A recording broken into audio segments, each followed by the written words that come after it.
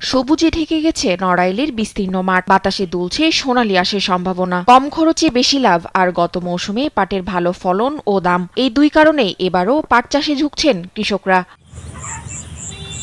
কৃষি বিভাগের প্রণোদনার আওতায় কৃষকদের দেয়া হয়েছে বীজ ও সার, পাশাপাশি সময়মতো পানি, সার ও রোগবালাই ব্যবস্থাপনা নিয়ে দেয়া হয়েছে পরামর্শ। ফলে এবার পাট গাছের বৃদ্ধি ও ফলন নিয়ে খুশি কৃষকরা। গত বছরের মতো এবারও ভালো দাম পাওয়ার আশা করছেন পাট চাষিরা। আমি গত বছর পাট চাষ করেছি 90 শতক।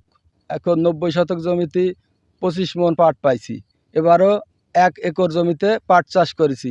আমি আশা রাখি এবারও আমরা ভালো একটা পাটের দাম পাবো। এক ফাঁকে পাট বুনেছি আপনার 32-33 মণ পাট হবে নিম্নে। পাটে ফলন ভালো হবে এবার। 30 শতক জমিতে পাট বুনেছি। গতবার ফলন ভালো হয়েছি, দামও ভালো হয়েছি। এবারও আশা করি দাম ভালো পাওয়া যাবে। কৃষি বিভাগের তথ্য অনুযায়ী চলতি মৌসুমে জেলায় 23,500 হেক্টর জমিতে পাট চাষের লক্ষ্যমাত্রা নির্ধারণ করা হলেও আবাদ হয়েছে 23,517 হেক্টর জমিতে। লক্ষ্যমাত্রা ছাড়িয়ে যাওয়াকে ইতিবাচক হিসেবে দেখছেন জেলার কৃষি বিভাগ। বর্তমানে পাটের অবস্থা ভালো।